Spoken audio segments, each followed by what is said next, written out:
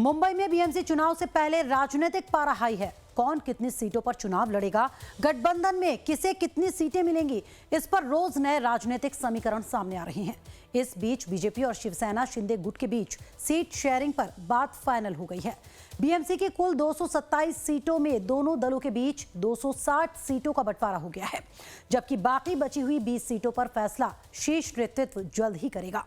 समझौते के तहत बीजेपी 128 सीटों पर और शिवसेना शिंदे गुट 79 सीटों पर चुनाव लड़ेगी। बता दें कि मुंबई में बीएमसी चुनाव को सत्ता का सेमीफाइनल माना जा रहा है। ऐसे में सीट शेयरिंग दोनों दलों के लिए रणनीतिक रूप से बेहद महत्वपूर्ण है। इस समझौते के जरिए महायुति ने विपक्ष के खिलाफ एकजुटता का संदेश देने की कोशिश की है। महायुति का मानना है कि आपसी सहमति से चुनाव लड़ने पर वोटों का बिखराव रोकने में मदद मिलेगी और सत्ता में वापसी की राहें आसान हो जाएंगी। वहीं कांग्रेस ने भी अपनी स्थापना दिवस के मौके पर बीएमसी चुनाव को लेकर पत्ते खोल दिए हैं। कांग्रेस ने वंचित बहुजन अघाड़ी के साथ बीएमसी चुनाव में गठबंधन का ऐलान कर दिया है। बीएमसी की कुल 227 सीटों में से बहुजन अघाड़ी 62 सीटों पर चुनाव लड़ेगी। अब सवाल यह है कि इस चुनाव को लेकर वोटरों का क्या मिजाज है। तो इसकी पड़ताल में लाइव टाइम्स संवाददाता वर्सोवा इलाके में पहुंचे, जहां स्थानीय लोगों से बातचीत के जरिए उनका मन टटोलने की कोशिश की। इस वक्त हमारे साथ देखिए कितने सारे लोग मौजूद हैं, बहुत सारे लोग पीछे भी हैं और ये वर्सोवा का इलाका है जहां एक तरफ आपको बड़ी बड़ी इमारतें दिखाई देंगी, तो वहीं थोड़ा सा पीछे जाएंगे 10 कदम तो वहां पर आपको पूरा झोपड़पट्टी का इलाका भी दिखाई देगा और साथ ही साथ थोड़ा और आगे जाएंगे तो मेट्रो की लाइन भी दिखाई देगी। तो ये पूरा इलाका है जिसके बारे में मैंने आपको बताया, तस्वीरों के माध्यम से भी आप देख सकेंगे। सबसे पहले आपसे बात करेंगे, अभी बहुत सारी हम अभी बातें कर रहे थे, अब दर्शक भी सुन रहे हैं। ये बताइए कि इस बार के बीएमसी इलेक्शन में सबसे पहला सवाल ये करूंगा कि ठाकरे ब्रदर्स एक हो गए हैं और कहा जा रहा है कि ठाकरे ब्रदर्स के एक होने के बाद बहुत सारा जो सिचुएशन है वो बदल सकता है। क्या वाकई में ऐसा है, क्या लग रहा है आप लोगों को? सबसे पहले मैं आपके चैनल का धन्यवाद देना चाहूँगा कि आप लोग हर जगह पहुँचते हैं और लोगों की मतलब जो समस्याओं को समझने की कोशिश करते हैं और लोगों में फैलाते हैं, तो आपका चैनल का धन्यवाद। आपने बहुत सही सवाल किया। देखिए, ठाकरे ब्रदर्स साथ में आए, बहुत अच्छी बात है और वाकई में चांस है इनका अच्छा जीतने का इलेक्शन, क्योंकि कैसा है ये दो भाई मराठी सभ्यता अभी कैसा है, जिस तरह हमको महाराष्ट्र को बचाने के लिए लोग आए हैं, महाराष्ट्र को बचाने के लिए लोग आए हैं, गुजरात ना बन जाए महाराष्ट्र, इसके लिए दो भाई का एक होना बहुत जरूरी था। और मैं ये भी चाहता हूँ कि ये दो भाई जब एक हुए तो बीएमसी के इलेक्शन में सभी वार्डों का विकास हो, अच्छे नगर सेवक चुन के आए, लोगों की समस्या सॉल्व हो, गटर हो, ट्रैफिक हो, बिजली हो, पानी हो, स्कूल में जो होती शिक्षा है वहाँ पे सब अच्छे बेंचेस हो, पढ़ने के लिए किताबें मिले उनको अच्छी, तो मैं ये चाहता था। देखिए, हमारे साथ कुछ और भी लोग मौजूद हैं, आपके पास वापस बात करेंगे। सर, आपका नाम बता दीजिए। आकाश कांबळे।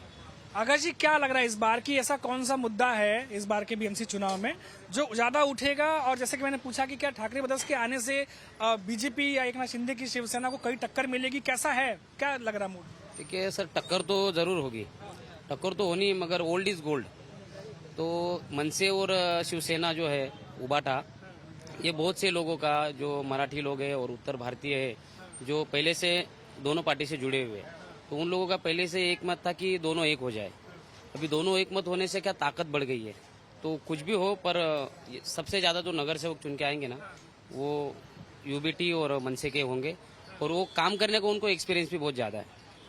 तो वो वही होने वाला है कि ये टाइम पे मनसे और शिवसेना, ये इनकी ताकत बढ़ी हुई है। मुद्दे बहुत ज्यादा हावी होने वाले हैं क्योंकि साल 2017 में चुनाव हुआ था, उसके बाद 9 साल करीब हो गए हैं और अब चुनाव हो रहे हैं और धीरे धीरे लोग भी बढ़ते जा रहे हैं यहाँ पर। सर, आपका नाम बता दीजिए। जी, मेरा नाम अरुण कुमार तिवारी है। अरुण जी, मुद्दों पे अगर हम बात करें तो कौन कौन से ऐसे मुद्दे हैं जो लगता है कि इस बार चुनाव में भारी रहेंगे इस एरिया के लिए? क्या क्या होना चाहिए था जो नहीं हुआ? देखिए, अगर मुद्दों की बात करेंगे तो यहाँ पे सारे के सारे मुद्दे ही हैं। आप जैसे कि 2014 के बाद से आप देख लीजिए, विकास की तो इतनी सारी बात होती है कि हमने रोड बनवाए, हमने रोड से किसी का घर नहीं चल रहा है, रोड बनवाने से किसी का घर नहीं चल रहा है।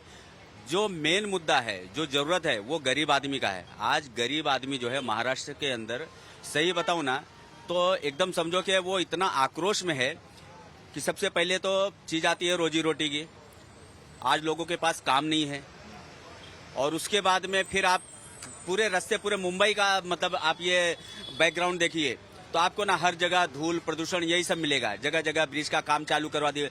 एक रास्ते का काम करना है, पता चला आपने टेंडर 10 रास्ते का पास किया, 10 के 10 खोल के रख दिया है आपने, 10 के ऊपर काम चालू हो गया। अच्छा, वो काम भी ऐसा भी नहीं कि 6 महीने के अंदर होना है। काम के लिए कम से कम आपको 5 से 6 साल लगना है। उसके अंदर जो है पब्लिक परेशान है। आप फुटपाथ की हालत देख लीजिए क्या है। अभी एक क्लस्टर का नया आ गया है कि अब जो है क्लस्टर करके जो है झोपड़पट्टियों को हटाया जाएगा, उसके बाद में उनको जो है बढ़ा के दिया जाए। अच्छा, क्लस्टर आप करके बनाओगे ठीक है, लेकिन क्लस्टर में आप ये बता रहे हो कि यही जगह पे आपको मिलेगा फ्लैट, वो भी नहीं मिलने वाला है। वो भी आप कहीं उठा के भिवंडी, कहीं आप डोंबिवली कल्याण फेंक दोगे। जो यहाँ पे लोकल आदमी जो काम करने वाला है वो बेचारा फिर से चलेगा अपनी मतलब वापस से रूटीन की नई शुरुआत करेगा। तो ऐसे में लोगों को ना खाली परेशान किया जा रहा है। विकास के नाम पे कुछ नहीं है, सिर्फ झुंझुना लोगों के हाथ में पकड़ा दिया है। बस इतना ही जो है मेरा कहना है इस बात पे। बाकी मुद्दे तो आप ढूंढोगे ना तो 1000 मुद्दे हैं। अब कौन कौन सा मुद्दा मैं गिनाऊं? ये बताइए अरुण जी, जैसे अभी आपने बताया कि बहुत सारे मुद्दे हैं, 2-4 आपने गिनाए भी। ये कहिए कि अभी जिस तरीके से सरकार दावा करती है कि डेवलपमेंट हो रहा है, चौतरफा विकास हो रहा है, अभी मेट्रो लाइन है, अंडरग्राउंड मेट्रो बन रहे हैं, टनल बन रहे हैं, लेकिन साथ ही साथ जैसा आपने डिस्कस किया कि बहुत सारी ऐसी चीजें हैं जो डेडलाइन में पूरी नहीं होती हैं। 4-4 काम एक साथ शुरू कर दिया है तो लोगों को तकलीफ हो रही है। तो अब क्या इसका असर बीएमसी चुनाव पर कितना पड़ेगा, और खासतौर से उन एरिया में जहां पर शिवसेना और बीजेपी की फाइट रही है, जैसा कि अभी वार्ड 61? देखिए, एज अ मतलब एक कार्यकर्ता के रूप में तो मैं यहाँ बात नहीं कर रहा हूँ, लेकिन मैं भी महाराष्ट्र नवनिर्माण सेना का उपशाखा अध्यक्ष हूँ और इसी 61 से ही हूँ। ठाकरे बंधु की रही बात, तो ये तो देखो इस बार हर हालत में जो है ना ठाकरे बंधु की समझो ये महायुति जो है ना ये सोने पे सुहागा होने वाली है। मतलब ये समझ लीजिए कि मील का पत्थर साबित होगी। सबसे ज्यादा विधायक नगर सेवक जो कुछ होंगे अब इन्हीं के होने वाले। ये समझ लीजिए कि आप ये 16/2 जो है वापस से रिलीज हुई है। और रही बात ये जो चौतरफा विकास की बात होती है, मैं उससे डिनाई नहीं करूंगा, बहुत सारे काम अच्छे भी हुए हैं, लेकिन जो पब्लिक को तकलीफ देके जाए वो काम अच्छा मैं नहीं बोल सकता। आज रोजमर्रा की आदत में आप जैसे बोल रहे हो टनल का काम हो रहा है, रोड्स का काम हो रहा है, आप एक एक करके बनाइए ना। आपको इतना घाई क्या है? इलेक्शन आने के पहले ही आपकी काम की शुरुआत क्यों होती है? बहुत सारे काम है। अभी देखिए जैसे वर्सोवा में अभी हमारे संदेश देसाई जो है महाराष्ट्र नवनिर्माण सेना के विभाग अध्यक्ष है, उन्होंने परसों के दिन एक वीडियो बनाया हुआ है। 6 के 6 रास्ते उन्होंने खोल दिया है। गाड़ियों का पूरा जमावड़ा हो रहा है, चलने के लिए रास्ता नहीं है। तो ये ऐसा कैसा? आप कर रहे हो ठीक है, करो ना, उसके लिए मना ही नहीं है, लेकिन उसका लिए एक आप जो है इलेक्शन के पहले ही आपको क्यों जागना होता है? थोड़ा पहले और जाग जाइए ना। तो ये सारे मुद्दे हैं जो कि बीजेपी को मुझे लगता है कि इस इलेक्शन में बहुत नुकसान पहुंचाएंगे। और ठाकरे बंधु तो समझो इस बार विन है, क्योंकि मराठी जो है सब एक साथ में है, और जो खास करके उत्तर भारतीय मराठी है वो भी ठाकरे बंधु के ही साथ में है। तो ज्यादा दिन बचा नहीं है, बहुत कम समय है, कुछ लोगों से और बातचीत करते हैं। सर कुछ बोलेंगे आप? यहाँ के क्या मुद्दे, यहाँ पे जो एरिया पूरा क्या है, यहाँ पे सबसे ज्यादा परेशानी आपको लगता है? सबसे ज्यादा 61 में क्या है परेशानी? सबसे ज्यादा 61 में यहाँ पे एसआरए का जो प्रोजेक्ट चल रहा है, जैसे कि अभी इन्होंने बोला कि क्लस्टर में गया है, बराबर क्लस्टर में गया है, तो ये किस काम के लिए डाला गया है? मुंबई के विकास के लिए डाला गया है, क्योंकि जल्दी से जल्दी विकास हो। एसआरए में जितने ज्यादा घपले होते हैं वो ना हो, उसके लिए क्लस्टर में डाला है सरकार ने। क्लस्टर की जो भी सीमा है उसको तय किया गया है, सामूहिक झोपड़पट्टी का विकास करने के लिए दिया गया है। यहाँ एसआरए में जो दिक्कतें आती है, जो दादागिरी होती है, वो सबको दबाने के लिए हर सोसाइटी बनती है। छोटे छोटे सामूहिक 4 या 10 लोग बनते हैं, वो सोसाइटी बनाते हैं, बिल्डर को जाके छापते हैं। लेकिन सरकार तक की वजह से विकास नहीं हुआ, आज तक एसआरए का काम नहीं हुआ, इसके वजह से सरकार ने ये डाला हुआ है। सरकार तो कह रही है आम लोगों के लिए यही फायदा पहुंचेगा। हाँ, इसकी क्यों नहीं होगा फायदा? क्यों नहीं होगा फायदा, ये बताइए। एसआरए में आज भी इसी स्थिति है कि जो 260 घर थे उसके 560 हुए, जो ओरिजिनल घर थे उनको नहीं मिले, वो घर में इधर ही बैठे हुए। और हमारे आमदार खासदार जो भी राजनीतिक है, जो भी है, मैं तो बोलता बीजेपी का भी हो या सेना का भी हो, उसमें भी उनका इन्वॉल्व है। वो लोग कहाँ जाएंगे ये बताओ, गरीब जनता? तो इसके लिए सरकार ने जो क्लस्टर का लाया है, मैं किसी राजनीति के जरिए से बात नहीं कर रहा हूँ, लेकिन एक मेरी राय है, ठीक है। बिल्कुल, और बिल्कुल अलग अलग ओपिनियन हो सकती है, अलग अलग लोगों की राय हो सकती है। सर आपका नाम बताइए, कुछ समस्या बताइए, यहाँ रहते हैं, कुछ क्या प्रॉब्लम लगती है आपको? अच्छा ये बताइए, ये जो रोड है ये हमेशा ऐसी रहती है या ट्रैफिक जमता है? हाँ, ट्रैफिक जमता है। कितने बजे जमता है और कहाँ तक जमता है? क्या दिक्कतें आती है? यहाँ तक होती है ट्रैफिक, होने तक शाम में। ये सामने रोड पे देखिए, ये रोड से मैं भी कई बार गुजरा हूँ। ये जो रोड आप देख रहे होंगे, ये वर्सोवा में का पूरा इलाका है। ये शाम के वक्त ये पूरा जाम हो जाता है। 2-4 मिनट का रास्ता है, लेकिन कभी कभी 20-20, 25-25 मिनट, आधे घंटे भी लग जाते हैं शाम को। समस्या एक सर कचरे की है। ये गली में ना कचरा इतना होता है कि वो ध्यान ही नहीं देते। अभी हम ट्वीट मारते रहते हैं बीएमसी को, केवाड़ को। महीने में हमारे 5-6 ट्वीट होते हैं, तो एक ही जगह पे कचरा जमा होता है। वो ट्वीट मार के 2 महीना होता है। 2 महीने बाद उनका रिप्लाई आता है कि आपकी तकरार अभी हमारे नजर में आ गई है, तो इसके ऊपर कार्रवाई होगी। उसके बाद 1 महीना और हो जाता है। अभी जो मलबा सब निकाला है बाहर, जो गटर साफ किया अंदर का, सब मलबा निकाला है। अभी उनका कायदा कानून है कि वो मलबा सूखने के बाद ही उठाया जाता है। 3 महीने से मलबा सूख रहा है और 3 महीने से सूख के पड़ा हुआ है। अभी मिट्टी हो गई, अभी हवा चलती होता है तो धूल मिट्टी होके वहाँ पे और कचरा बढ़ते जा रहा है। कुत्ते बैठ रहे हैं उसके ऊपर, सब गंदगी आजू बाजू फैल गई है। आप यहाँ से अंदर से राइट मारेंगे ना, तो 2 महीना से मलबा निकाला हुआ है बाहर। और मलबा सूखने के बाद उठाते, हम एग्री करते हैं, मगर वो सूख गया है। वो उसके ऊपर अभी 15 दिन हो गए ट्वीट मारा हुआ है।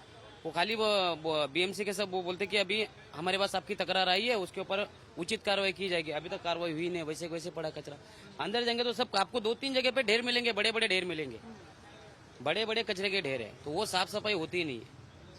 बिल्कुल। तो देखिए, ये जमीनी लेवल की चीजें हैं। जब जमीन पे उतरते हैं तो आंखों से दिखता है, लोग बताते हैं, पता चलती हैं चीजें। नहीं तो आप अगर सियासत में जाइए और बाकी नेताओं के भाषण सुनिए तो लगता है सब कुछ ठीक ही है।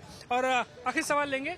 समीर जी, ये बताइए कि इस बार के बीएमसी के चुनाव लगता है कि निर्णायक होने जा रहे हैं, और इन चुनावों के बाद से वाकई में मुंबई की तस्वीर में बहुत बड़ा बदलाव आने वाला है। जी वाकई आएगा, क्योंकि जो ठाकरे ब्रदर्स जो आए हैं साथ में, मैं फिर से एक बार वापस बोलना चाहता हूँ कि ये महाराष्ट्र को बचाने के लिए आए हैं। महाराष्ट्र गुजरात ना बन जाए, उसके लिए आए हैं।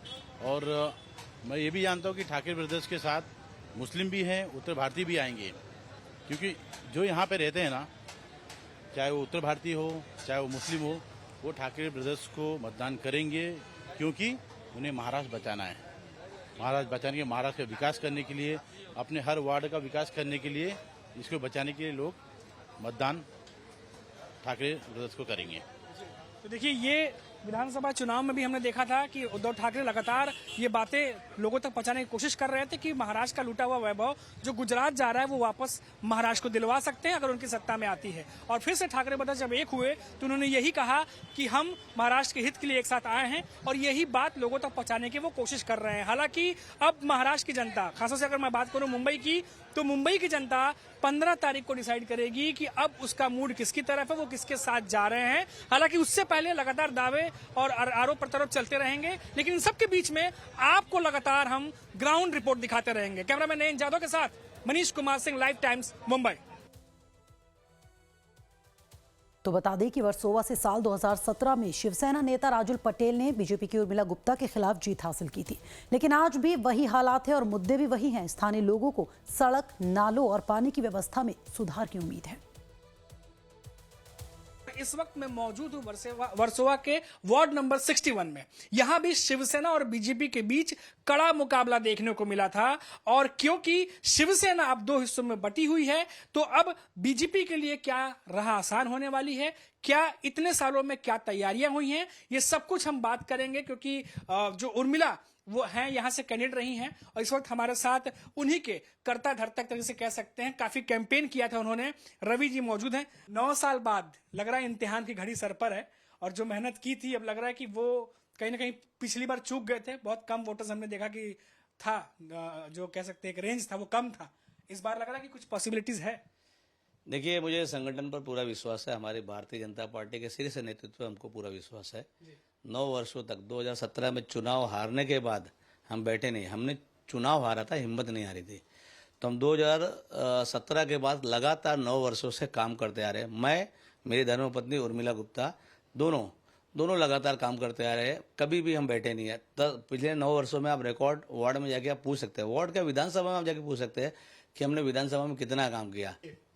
अभी हम देख रहे हैं कि बहुत, जो मुंबई है, पिछली बार भी बीजेपी शिवसेना एक होकर लड़ी थी, लेकिन इस बार बीजेपी तो जस की तस स्थिति में है, बल्कि और मजबूती दिख रही है विधानसभा चुनाव के बाद से। लेकिन शिवसेना 2 हिस्सों में है, और पिछली बार शिवसेना इस सीट से जीती थी, तो लग रहा है कि कहीं ना कहीं शिवसेना जो 2 हिस्सों में बटी है, इसका कहीं ना कहीं फायदा भी मिल सकता है, क्योंकि वोटर्स भी बटे थे। हमने विधानसभा में देखा, लोकसभा में देखा।